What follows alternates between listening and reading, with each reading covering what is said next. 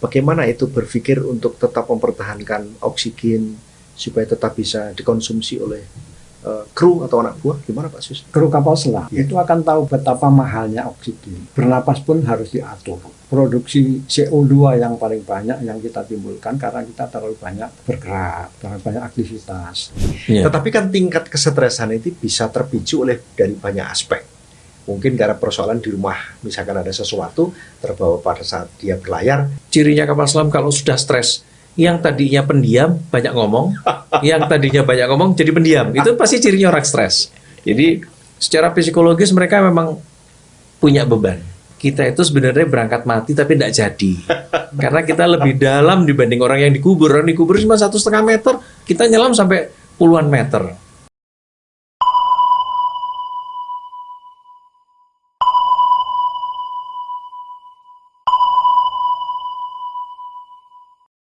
Halo sahabat Indonesia, salam sehat. Bertemu dengan saya Mulyanto.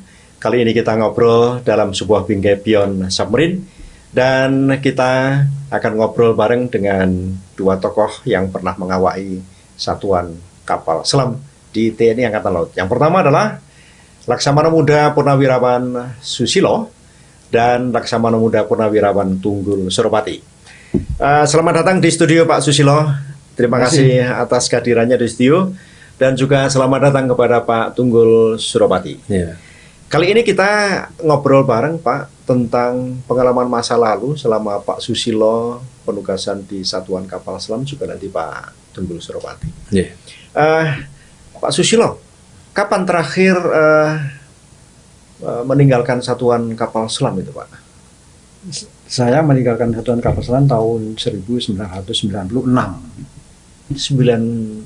Pak ya. Dan masuk Satuan Kapal Selam tahun 1978. 78 sampai dengan 96, sebuah masa penugasan yang cukup lama ya Pak ya. Itu di kapal selam teknologi yang mana Pak? Kan kalau nggak salah ada Soviet. Saya pertama kali masuk tahun 78 itu KRI Pasopati yang sekarang jadi monumen di dekat Delta Plaza. Iya. Itu kapal selam Rizky Class. Meski Class ya. Yang sangat unik. Penugasan di situ sangat Iya, baik iya. dengan keterbatasan yang segalanya. Ya. Kemudian modernisasi alutsista Kita masih memiliki dua jenis kapal selam waktu itu. yang lama Pak, yang Soviet. Yang dari Uni Soviet ada dua, sisanya KRI Brahmas. Ya. Sebenarnya tiga, KRI Nanggala, Nagabanda, KRI Brahmastra, dan KRI Pasopati. Ya. Namun yang beroperasi hanya dua, KRI Brahmastra dengan KRI Pasopati. Kebetulan saya di KRI Pasopati waktu itu. Oh. Padahal waktu itu sejak tahun 60-an Pak bisa bergabung ke kita itu ya. Ya, sejak tahun 6, ya kalau KRI Pasopati dan Nagabanda itu datang ke Indonesia sekitar tahun menjelang Trikora. Jadi kalau kapal pertama yang datang adalah KRI Cakra dan KRI Nanggala. Yang dulu komandannya Pak R.P. Purnomo dan satunya Pak Abdul Qadir kalau nggak salah. Ya. Kalau saya bisa katakan Pak Susilo masih mengalami generasi kapal selam lama ya Pak ya? Betul. Beda juga dengan Pak Tunggul Suropati. Wah, kalau saya terima kasih Pak. Saya di kapal selam bergabung tahun 90 Pak. 90. 90 dengan batas terakhir berinteraksi dengan kapal selam itu 2012, ya hampir 22 tahun. Tapi memang jabatan dari Letnan 2 sampai Kolonel saya dapatkan semua di Satuan Kapal Di Selam. Satuan Kapal Selam. Betul-betul besar di Satuan Kapal Selam. Betul-betul besar. Ya kalau bisa sampai seperti ini ya karena bergabung di Satuan Kapal Selam. Jadi pakai baju ini punya kebanggaan tersendiri.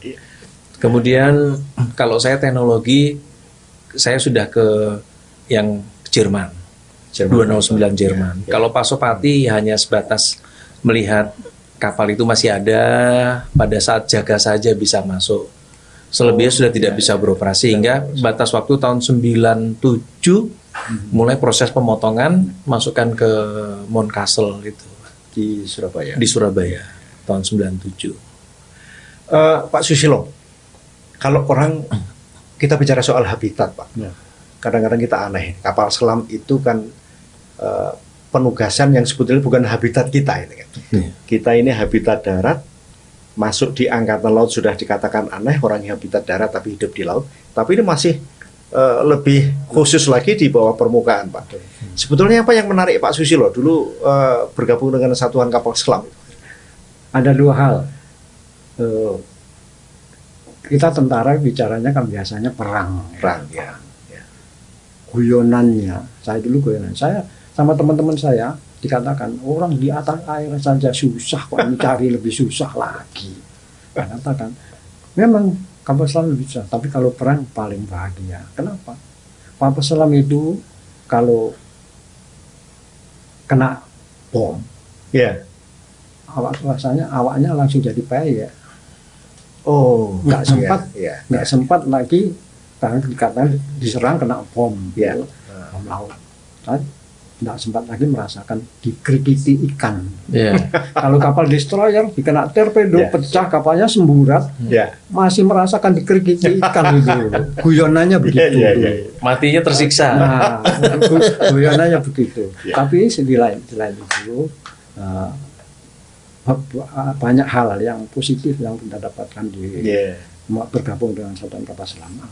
Yang paling utama dan pertama itu adalah lebih dekat kepada Yang Maha Kuasa. Luar biasa, Pak. Ini yang tidak pernah terpikirkan oleh Ya, karena apa? banyak Kalau orang. sangat terasa kalau kita di tengah laut, kebetulan Ya. kita berlayar di atas air, Ya. di tengah laut, hanya sebagai titik aja kita melihat betapa kecilnya manusia. Siapa yang kalau terjadi apa-apa, siapa yang menolong kita? Maka dari itu sebagai kru kapal selam sangat Ya. berbahagia karena disitulah momen kita lebih mendekatkan diri kepada Yang Maha Kuasa. Ya, luar biasa, Pak. Kalau Tunggul ya. kalau tentang dekat dengan Tuhan itu ada ceritanya sedikit, Pak. Oh, gimana? Pada saat ada 3 orang duduk di depan pintu surga, Ah, satu pendeta, Ya. satu Pak Ustadz, satunya lagi mantan komandan kapal selam. Oke. Ya. Begitu pintu surga dibuka, malaikat bilang ini, ya kamu yang duduk. Karena begitu pintu dibuka, malaikat berdiri, pendeta berdiri, ustadz berdiri. Mereka merasa pasti saya duluan dipanggil. Ternyata, ya kamu berdiri, diprotes. Ini ada 2 orang yang Ya. ahli agama. Ditanya, Pak kok dia duluan Pak? Kan kita ini yang siar agama. Satu pendeta, satu ustadz. Malaikatnya bertanya, pada saat kamu mimpin berdoa, itu anak-anak kecil masih lari-lari kan, Pak Ustadz? Iya Pak. Kamu, Pak Pendeta, kamu pada mimpin berdoa, itu yang duduk sebelahnya cewek sama cowok masih jawil-jawilan, nggak confuse. Coba kamu, ya kamu apa? Saya bekas komandan kapal selam Pak. Coba kamu tanyakan kalau berdoa gimana? Perhatian ruang-ruangan di sini komandan, untuk keselamatan kita berdoa. Semuanya berdoa Pak, karena pada takut mati semua pada saat itu. Pimpin komandan ini. Jadi betul-betul di mana dia memimpin berdoa diikuti oleh seluruh anak buahnya itu. Oh, gitu. Ada satu kata-kata yang saya ingat, Pak. If you want to be something, be special. Mungkin Pak Tunggul bergabung dengan kapal selam mungkin merasa berbeda dengan teman-teman selulusan atau mungkin ada unsur pemikiran gitu, Pak. Gimana? Saya dengar kan putranya Pak Tunggul juga masuk kapal selam nih. Betul, Pak. Jadi kebetulan saya satu angkatan itu cuman saya sendiri orang kapal selam. Wah, itu dia. Begitu ke anak saya pun tadinya berdua, tapi satunya almarhum dengan KRI Nanggala. Oh iya. Itu kebetulan Ya, juga ya. cucu saya statusnya. Jadi akhirnya anak saya sekarang Ya. satu angkatan cuman dia sendiri. Gitu. Jadi memang kalau kita bilang I will be too special, Ya. mungkin betul, Pak. Kelebihannya orang kapal selam ternyata katanya satu, Pak. Lebih abnormal katanya begitu. Ini berarti buat jatuh tak Jauh dari pohonnya, Pak, gitu, Pak. Pak Susilo, sangat menarik, Pak. Kalau kehidupan di kapal selam itu menjadikan kita lebih dekat. Saya ingat masuk kapal selam itu kan seperti masuk di dalam botol besar, Pak. Betul. Artinya tentu kita berpikir kebutuhan oksigen untuk bernapas selama kapal itu berada di bawah air. Ikan menjadi sebuah problem utama, Pak. Ya.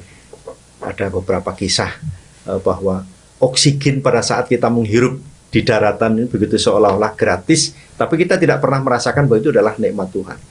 Tapi pada saat kita menyelam, kita mulai menggunakan oksigen regenerator yang atom kalek yang harganya luar biasa mahal itu, maka tercetus dalam pikiran kita. Pada saat kita di darat, berarti oksigen yang begitu murah kita tidak anggap sebagai satu anugerah, tapi pada saat kita menyelam di kapal selam, oksigen begitu mahalnya, Pak. Itu Bapak bagaimana? Selaku Chief of Engine yang pernah Bapak emban sebagai Chief Engine, bagaimana itu berpikir untuk tetap mempertahankan oksigen supaya tetap bisa dikonsumsi oleh kru atau anak buah? Gimana Pak Sus? Ya, itu adalah salah satu ya. Iya. Nah, kita selalu di udara bebas ini kita menganggap semuanya gratis. Ya. Kalau kita jadi kru kapal selam, Ya. itu akan tahu betapa mahalnya oksigen. Iya. Bernapas pun harus diatur, Ya. kasarannya Ya. begitu. Jadi produksi CO2 yang paling banyak yang kita timbulkan karena kita terlalu banyak Iya. bergerak, terlalu banyak aktivitas. Maka dari itu kalau kita menyelam, aktivitas itu lebih dikurangi, hanya kecuali yang jaga. Oh. Jadi, Iya. jadi kru dibagi 3, yang 2/3 istirahat, Iya. yang 1/3 itu yang jaga, itu yang yang pasti memproduksi CO2 lebih banyak daripada yang istirahat. Iya. Terus saatnya konsentrasi O2 sudah mulai turun, Iya. kita jalankan yang O2 regenerator itu. Iya. Ada CO2 absorber namanya. Iya. Yang kita kenal dengan atom kalak. Itu sebetulnya unsurnya kalau tidak salah N2H2 itu. Iya. Karena untuk mengikat CO2-nya itu. Iya. Iya. Keluar udah ada O2 baru lagi Ya. dalam ruangan. Tapi sebenarnya itu pun hanya bisa mempertahankan saja. Kalau kita sudah sampai katakanlah di udara bebas sudah kadar O2-nya 21%. Iya. Kalau sudah turun kita baru kita jalankan. Itu pun hanya mempertahankan, tidak bisa menambah kenaikan kadar CO2, kadar O2 lagi. Nah, sekarang kalau kita kalkulasi, Pak, selama menyelam katakanlah 1 jam itu biaya untuk kita kembali kepada harga atom kalak tadi itu kira-kira untuk manusia bernapas selama 1 jam itu harus membayar berapa itu? Dengan harga atom kalak pada saat Pak Sus bertugas di sana itu. Ya kalau besarannya saya lupa. Cuman yang jelas itu alat cartridge itu bisa maksimum digunakan kan maksimum 4 jam. 4 jam. Harus ganti baru. Iya. Jumlahnya sekali ganti berapa? 12 ya? 12. Nah, 12 biji sekali ganti. Tinggal hitung aja kalau 1 juta 1 biji sekali ganti 12 juta. Itu maksimum dipakai 4 jam. Artinya begitu mahal manusia bernapas pada saat dia menjadi kru kapal selam dan dia pada posisi menyelam, Pak ya. Artinya bersyukurlah orang yang bernapas sambil merokok di daratan itu, Pak ya. Lebih merdeka. Lebih merdeka.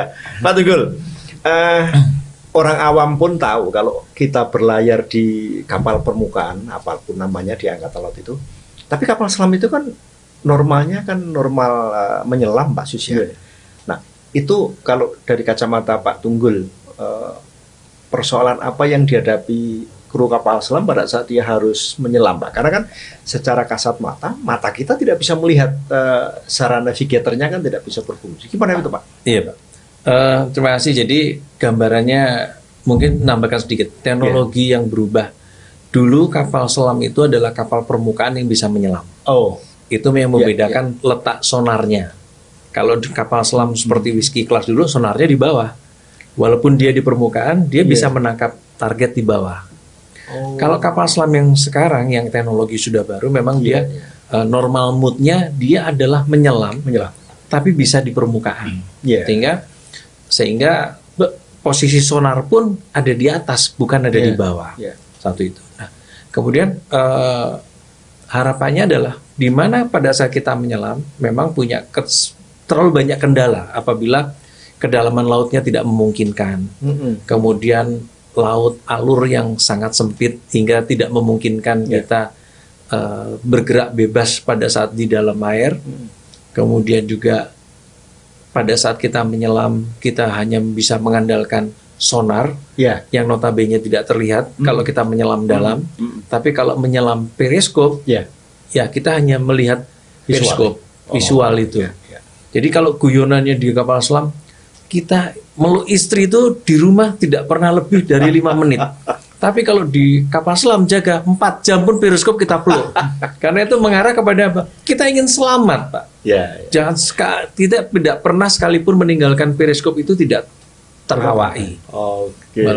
Walaupun yang kita peluk hanya besi bukan istri kita gitu.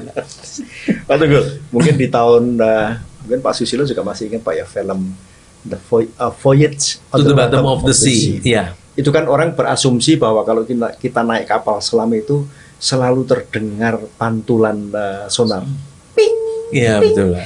Terus kemudian asumsi masyarakat umum yang tidak tahu kehidupan kapal selam, dia bisa melihat kapal ikan di dalam laut. Itu gimana sih Pak itu sebetulnya? Jadi karena kapal selam yang kita awak ini adalah kapal selam tempur, Iya.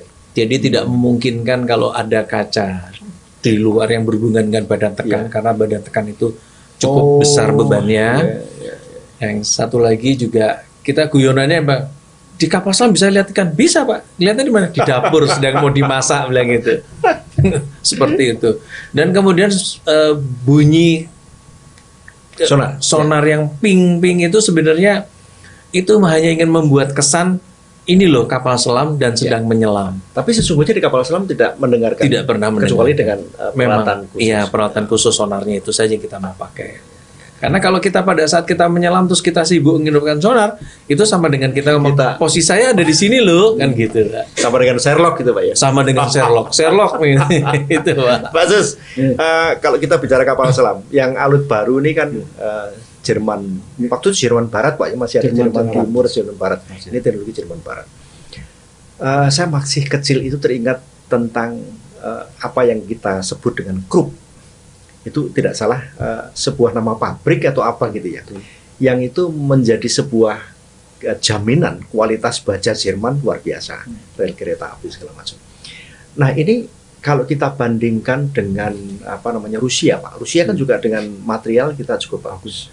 Menurut Bapak kualitas secara platform gitu antara yang teknologi Soviet dengan Jerman Barat pada saat itu, selama mengawal kapal selam, menganalisa daya tahanan platform bagaimana Pak?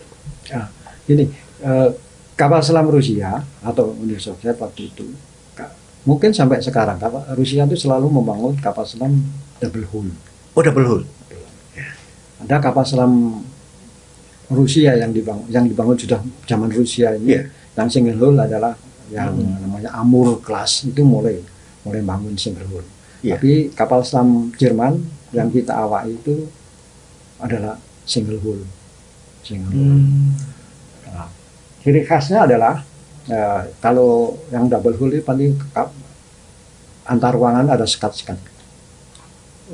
Sekat. Teknologi Soviet ya Pak. Ya.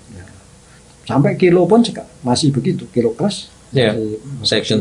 Konsepnya masih section. Nah, kalau material ya kita pakai HI itu untuk high strength and yield. Jadi dia cuman bukan hanya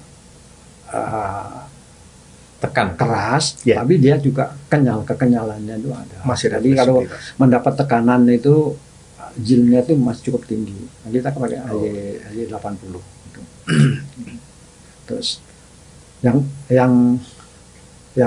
kedua, memang seperti yang dikatakan oleh Pak Tunggul tadi, zaman dulu kapal selam itu masih kapal atas air yang bisa menyelam. Yeah. Makanya orang Jerman sebutnya itu Tauchboot. Kalau kapal selam benar itu operasinya di bawah air, tapi dia bisa sekali-sekali timbul. Itu mereka nyebutkan Unterseeboot. Makanya kapal selam Jerman menjadi Unterseeboot. Nah, jadi kapal yang di bawah air betul. Artinya secara platform dia memang didesain untuk menerima pressure yang sesuai kedalaman. Betul. Kalau teman-teman kita yang di angkatan udara kan harus bisa uji sekian G. G. Tapi lo kapal selam itu sebetulnya krunya mengalami tekanan langsung nggak sih Pak? Secara fisik tidak, sebetulnya secara kalau dihitung matematis Ya. menerima tekanan. Menerima. Karena kalau kita di dalam badan kapal begini, Ya. begitu kapal kita menyelam ke dalam, sebetulnya secara fakta, Ya. secara faktual kapal ini kan mendapat tekanan, akan Ya. mengecil. Nah, maka dari itu di dalam kapal selam, kalau kita menyelam dalam, kecenderungan kapal itu semakin berat. Makanya kita ngurangi balas yang ada, Dikeluarkan. dikurangkan. Nah, itu sebetulnya secara fisik itu mengkerut. Ya. Ya. Ya. Volume air yang dipindahkan itu berkurang. Ya. Makanya kapalnya jadi lebih berat karena tadinya dibuatkan Ya. kalau kita menyelam kan buat berat Ya. jenis kapal kita sama dengan berat jenis air di sekeliling kita. Kalau kita bicara soal pengalaman Pak Tunggul, saya dengar Pak Tunggul kan sudah pernah mengawal atau menjabat komandan satuan kapal selam kurang Ya. lebih dari 2 tahun lah kira-kira. 3,5 tahun. 3,5 Pak. tahun. Ya. 4 tahun kurang 6 bulan. Menurut pengamatan Pak Tunggul, selama menjadi satuan kapal selam masih belum ada kapal selam yang dari Korea, Pak ya? Belum ada. Ya? Yang belum ada. Belum ada. Berarti masih 2. just two. Just two. Nah, untuk bisa menjamin atau paling tidak secara sistem pertahanan negara di laut dengan 2 kapal selam pada saat itu gimana Pak cara memanage itu? Ya, terima kasih Pak. Jadi sangat terbatas sekali Pak sebenarnya. Jadi Ya. kami berharap kalau satu berlayar, satu mempersiapkan diri, Satu berlayar untuk seluruh Nusantara ini Pak. seluruh untuk Nusantara. Itu sangat terbatas sekali Pak. Ya. Jadi kebetulan kapal selam ini kalau berlayar bukan patroli, tapi mesti ada misi-misi khusus. Oh ya. Misi-misi khusus yang sifatnya untuk pool data, dan ini Oh, intelijen Pak ya. intelligence untuk karangan terbatas saja. Jadi pool data ke sana atau kita memberikan masukan kepada pemimpin lah melalui Iya, iya. kegiatan kami di bawah air. Walaupun itu pun juga sangat terbatas karena ya laut yang sekian luasnya ini hanya ada 2 kapal selam, satu berlayar, satu menyiapkan diri. Ya. Dipersiapkan. Ya, personil ini yang harus juga diperhatikan. Memang tadi yang sampaikan Pak Susilo itu dapat Ya. tekanan itu cirinya orang kapal selam cirinya kapal selam kalau sudah stres, yang tadinya pendiam banyak ngomong, yang tadinya banyak ngomong jadi pendiam, itu pasti cirinya orang stres. Jadi secara psikologis mereka memang punya beban, punya beban. Ya kami bersyukurnya sampai detik ini mereka itu masih berlomba-lomba gimana caranya ikut layar. Karena ada kebahagiaan tersendiri kalau Apa itu? sebagai kru kapal selam. Kalau penerjun, Ya. mohon maaf bahasa kasarnya, kambing diikat kasih parasut, lempar pasti terjun dia. Ya. Terus kalau kapal atas air apalagi, Ya. penerjun kapal atas Ya. air biasa. Kapal di kapal selam, kambing itu tidak bisa falsafah itu aja. Falsafah itu apa Pak? Falsafah itu suatu kegiatan menyesuaikan tekanan yang didapat Ya. dari tubuh ke dalam tubuh. Biasanya dengan kita menekan hidung Ya. dan kita agak sedikit mengedan supaya gendang telinga tekanannya sama. Ada ekualisasi. Pak. Akualisasi. Oh, Itu. iya, iya. Sekarang Pak Tunggul gini, psikologis kapal selam itu memang melalui psikotes Pak ya. Artinya secara psikologis dia memang sudah layak untuk mengawai kapal selam. Dia termasuk bukan yang klausofobia dan lain-lain. Iya. Tetapi kan tingkat kesetresan itu bisa terpicu oleh dari banyak aspek. Mungkin karena persoalan di rumah, misalkan ada sesuatu terbawa pada saat dia berlayar. Iya. Nah, gimana Anda selaku komandan satuan kapal selam dalam kondisi menyelam, kemudian jauh dari mana-mana, secara escape kan tidak begitu gampang, Pak. Itu realita di lapangan banyak yang mengalami stres selama pelayaran itu, Pak. Sejauh yang saya rasakan memang tidak begitu banyak. Karena memang sebagai komandan kapal itu biasanya diawali dengan membuat suasana kerja itu enak. Berarti kuncinya juga di bagaimana seorang komandan Bagaimana seorang komandan memanage kepada lingkungan kerjanya enak. Ya. Jadi kalau komandannya membuat stres, anak buah itu juga akan lebih mudah stres, gitu ya. Iya, iya, Ya memang karakter komandan pun sendiri-sendiri. iya, iya. Ada yang suka marah-marah, ada yang senangnya ngomel ke kami. Kalau saya sejauh yang saya rasakan cara memanage saya adalah saya meminimais stres karena sebenarnya mereka itu mau berangkat juga sudah stres. Ya, Makanya saya ya, saya ceritakan. Ya. Begitu, perhatian ruangan di sini komandan. Untuk keselamatan kita berdoa mulai. Itu semua pasti berdoa. Tidak ada yang tidak berdoa. Itu kira-kira seperti itu, Pak. Jadi Ya. salah satu bentuk ini oke, kita berangkat sama-sama. Jadi guyonannya sama Ya. anak saya yang saya bilang, Ya. kita itu sebenarnya berangkat mati tapi tidak jadi. Karena kita lebih dalam dibanding orang yang dikubur. Orang dikubur cuma 1,5 meter, kita nyelam sampai puluhan meter. Kan kira-kira seperti itu. Jadi ratusan meter. Jadi kita membuat suasana di sana tuh tenang. Tadi disampaikan Pak Susilo juga oksigen yang kita Iya. gunakan. Jadi kadang-kadang guyonannya kalau lagi jenggreng jatah oksigennya wong lain jangan diambil kan gitu Pak. Jadi gitu. Gitu Pak. Kira-kira Pak Sis, begitu. Ya, terima kasih. Pak Sis, kalau kapal selam kita masih konvensional Pak ya, diesel elektrik Pak ya. Ya. Artinya daya tahan secara durabilitas energi hanya ditentukan oleh seberapa kapasitas dan kondisi baterai Pak ya. Betul. Dan itu secara teknis kan pengisian hanya bisa dilakukan pada saat kapal selam muncul permukaan ya Pak ya. Kemudian juga kebutuhan teknis lain Pak. Selama mengawal kapal selam Pak, kendala kebutuhan teknis supaya tetap durabilitas operasional bisa lancar untuk tadi Pak Tunggul satu kapal harus bisa mengcover seluruh wilayah perairan kita ini. Persoalan yang dihadapi di lapangan ternyata sulit mendapatkan kebutuhan logistik apa gitu. Sebetulnya di dalam kita ada namanya tactical maneuver, Tactical maneuver, ya. Snorkeling juga ada tactical snorkeling. Nah, kita harus hitung betul. Jadi kapasitas baterai orang, contohnya ya 209 itu sebetulnya kita bisa berlayar 100 jam tanpa ngisi baterai. 100 jam Tanpa ngisi baterai. dengan speed yang seperti apa? Ya, Ekonomis Pak. ekonomis. Ekonomis, ya. Kita atur lah. Ya, ya. Semuanya ada hitungannya. Ya. Itu salah satu cara yang Ya. bisa kita tempuh, terutama mungkin dalam situasi perang kan kita Ya. lebih begitu. Nggak hit lari kencang-kencang itu Ya. kan. Satu di antaranya itu tadi. Pun snorkel pun kita juga harus itu kapan kita saatnya snorkel. Oh. Kita orang kapal selam itu selalu hati-hati. Jangan sampai kapal selam itu ketahuan. Kalau kapal selam ketahuan namanya kan udah bukan kapal selam. Iya, itu dia Pak. Ikan asin namanya. Di antara sudah. kebutuhan operasional dan Iya. konsepnya memang harus selalu harus balance Iya, itulah. iya. Jadi, bagaimana teknis itu bisa mendukung operasi yang direncanakan Iya. itu sebaik mungkin. Itu. Tapi kebutuhan anak buah pada saat menyelam kan banyak Pak. Aspek rekreasi itu kan hanya bisa dilakukan dengan ukuran 209 itu kan rekreasi mungkin tidak bisa didapat secara sepenuhnya di dalam kapal. Main gitar saja mengambil jatah oksigen orang lain gitu. Apalagi yang hobi olahraga misalkan. Nah, itu kalau misalkan fasilitas pangkalan di luar Surabaya itu seberapa jauh selama ini yang Bapak rasakan memberikan dukungan yang maksimal untuk kapal selam pada saat kita aspeknya adalah butuh recreation tadi Pak. Begini, saya tadi dengar sering main gitar. Itu sama dengan proklamasi. Saya di sini. Sama.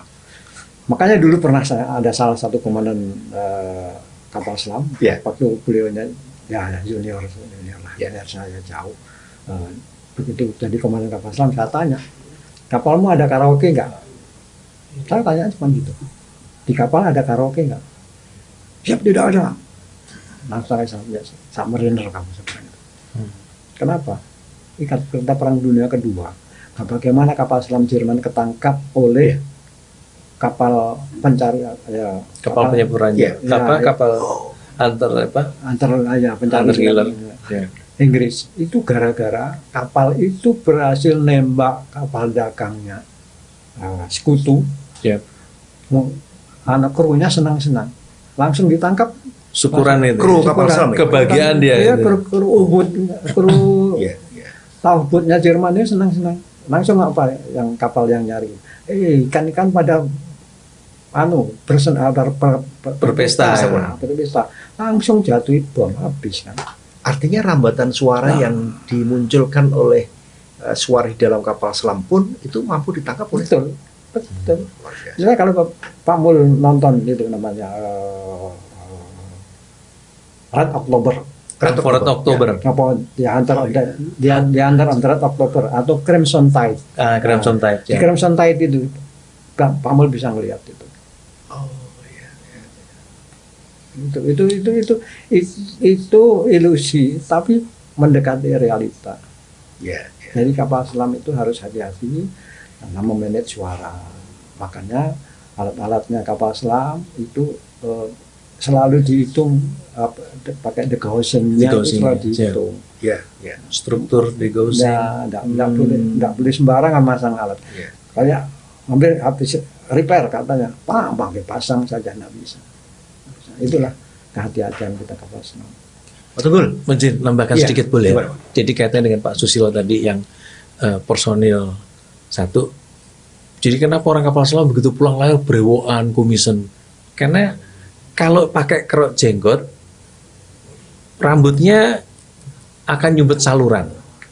Pasti jarang membuang ke tempat sampah. Pasti senangnya di wastafel. Duk duk duk duk gitu. Ya. Nah, yang paling bagus memang pakai saver karena terkumpul di dalam tempatnya. Tapi saver itu juga akan terdengar keluar, menimbulkan noise. menimbulkan noise. Jadi Oh, makanya iya. kalau orang kapal selam begitu pulang air brewokan semua. Iya. Nah itu.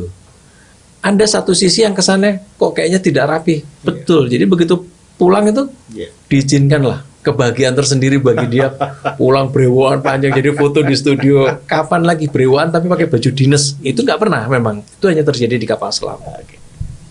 Terus kemudian tadi yang Pak Susilo sampaikan masalah teknik untuk menyelam itu. Memang kelebihannya personil kapal selam itu orang pelaut harus tahu beban kerjanya orang teknik. Ya. Orang teknik juga tahu beban kerjanya orang pelaut. Ya. Jadi nggak bisa. Saya mau ngecas baterai di sini. Ya nggak bisa. Jadi harus terjadi komunikasi yang sangat baik. Ya. Makanya kalau di 209 ini kerasa sekali. Tidak ada dinding pemisah antara orang teknik sama orang pelaut. Ya. Karena kompartemennya juga kecil dan pintunya nggak pernah ditutup. Oh. Jadi selalu terlalu jalin komunikasi. Ya. Orang RKT tanya, sudah sampai mana sih kok lamanya nggak nyampe-nyampe? Mungkin seperti itu. Tapi orang pelaut, ini nanti charging baterai jam berapa? Untuk menyesuaikan dengan kegiatan yang ada selanjutnya. Ya. Khususnya kalau latihan itu kan mirip pertempuran. Ya. Kita nanti mau masuk ke sini, oke kalau gitu saya charging baterai jam sekian, nanti karena akan free hunting selama sekian jam. Ya. Jadi orang teknik tahu, orang pelaut tahu, orang pelaut tahu, orang teknik juga tahu. Betul-betul teamwork yang sangat bagus yang selama yang bisa saya rasakan. Ya. Teamwork yang ada di kapal selam. Secara psikologis orangnya semuanya hampir sama, Ya. sehingga menjalin komunikasinya sangat mudah. Oke. Kalau yang aneh dari 100 mungkin cuma 2 atau 3. Terus nggak betah dia keluar. Kira-kira seperti itu. Tapi kalau yang masih bisa berinteraksi ya bertahan sampai Ya. kapanpun kira-kira seperti itu. Pak Tunggul, terakhir sebelum kita mengakhiri obrolan kita, Ya. kalau untuk operasi yang sifatnya intelijen, banyak tulisan-tulisan yang menceritakan tentang perebutan Irian Barat, Pak. Ya. Ini kapal selam whisky yang berperan. Pada saat Tapi itu. saya kira karakteristik untuk intelijen juga melekat di 209. Itu Pak Tunggul pernah melakukan satu latihan yang peluncuran pasukan khusus melalui apa begitu yang Kalau latihan cukup sering, Pak. Cukup sering dengan Kopaska atau dengan marinir Taifib. Itu sangat sering, khususnya main. kalau pasukan khusus dari angkatan lain barangkali yang Dulu pernah ada dengan Ya. Angkatan Darat dan 81 pada saat itu. Oh, ya. Dan 81. Bahkan mereka kita ngadakan peluncuran mungkin kalau di Jakarta kita ke Pulau Seribu. Ya. Kalau di wilayah timur kita meluncurkan lagi di Pasir Putih. Itu paling sering untuk ya memang kesiapan kita. Tapi ada satu yang menarik. Ternyata mereka-mereka pasukan khusus yang memang bukan orang kapal selam. Ya. Jadi psikologisnya bukan psikologis orang kapal selam. Ya. Berlayar hanya 4 jam dari Priok ke Pulau Damar itu ternyata tingkat kestresannya mereka lebih tinggi. Serasa setahun, serasa setahun dia. Jadi dia sangat tersiksa sekali. Kita di kapal selam ketawa-ketawa, kita ngobrol, cerita. Dia nggak stres, dia mondar mandir. Begitu diluncurkan, dia punya kebahagiaan tersendiri. Tapi kita sendiri orang kapal selam kalau suruh masuk tabung peluncur torpedo, ya nggak ada yang mau saya bilang. Biarkan psikologis dia yang seperti itu, selesai sempit besar keluar. Kira-kira seperti itu. Tapi kalau yang tugas khusus itu yang bisa kami rasakan waktu itu, waktu jajak pendapat. Oh, Timur-Timur. Timur-Timur. Kami di KRI Cakra, waktu itu komandannya Pak Hadirat, Laksamana Pertama Purnawiran Pak Hadirat, saya Walaksa. Kita KRI Cakra itu sudah sampai masuk ke perbatasannya Australia. Oh. Nah, data yang diberikan sama Angkatan Udara, kemudian dengan fisik, kok agak berjauhan. So, ya. Lintang bujurnya sama, bujurnya nggak sama. Lintang bujurnya sama, lintang bujur sama, lintangnya nggak sama. Jadi kita mulai oh mungkin mereka bedanya 20 mil. 20 mil bagi kapal selam bisa 4 jam, bisa 3 jam kan kira-kira begitu, Pak. Oke. Baik, Pak Susilo dan Pak Tunggul, obrolan singkat. Mungkin nambah satu. Ya, gimana? Salah satu faktor yang membuat untuk memanage stres di kapal selam itu antara anak buah dengan sampai dengan komandan tidak ada bedanya. Oh iya, Jadi, Pak. Betul, Pak. Faktor iri tidak ada, faktor curiga tidak ada. Ya. Yang dimakan komandan sama dengan yang dimakan oleh juru masak, sama dengan yang dimakan oleh juru torpedo. Oke. Kalau di kapal atas air bisa beda. Perwira ruangan makannya sendiri. Walaupun ini ruangan makan sendiri, anak buah bisa ngelihat itu apa yang dimakan. Nah, itu salah satu faktor. Oh, kita ternyata sama-sama penderitaannya. Termasuk baju, Pak Susilo. Baju celana sama, Pak. Ya, itulah. Kita nggak ada bedanya. Baik, itu jadi satu. Semuanya bisa dimanage dengan kebersamaan. Bersama. Satu. Itu. Baik, kalau gitu nambahkan sedikit. Saking tidak ada bedanya, begitu sandar di pelabuhan, jadi ada tamu yang datang yang ditanya komandan, Pak, komandan kapal ini mana? Itu Pak di atas gitu. Karena kebetulan yang di atas yang jaga orangnya putih ganteng, itu ya Pak yang gagah ganteng. Langsung dihormati. Selamat pagi komandan. Ternyata itu juru masak yang sedang jaga.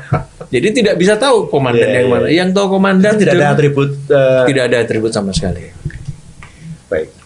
Pak Susilo, Pak Tunggul, obrolan kita ada satu hal yang mungkin dapat kita simpulkan, sahabat Indonesia, bahwa kehidupan di kapal selam ada satu hal yang membuat kita semakin dekat dengan Tuhan.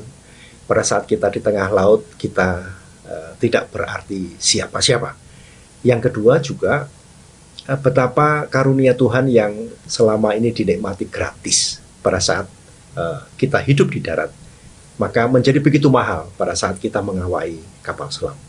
Yang berikutnya adalah bagaimana peran seorang komandan pada saat kita berlayar, bahkan dia melebihi seorang ustadz dan pendeta, karena dia adalah yang pertama memanage kebatinan dan psikologis anak buah, dan untuk tetap bisa semangat.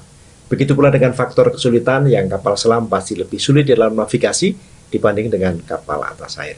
Obrolan kita akan berlanjut dan kita akan lebih banyak tahu mengenai kapal selam pada session berikutnya. Terima kasih atas perhatian dan sampai jumpa. Salam sehat.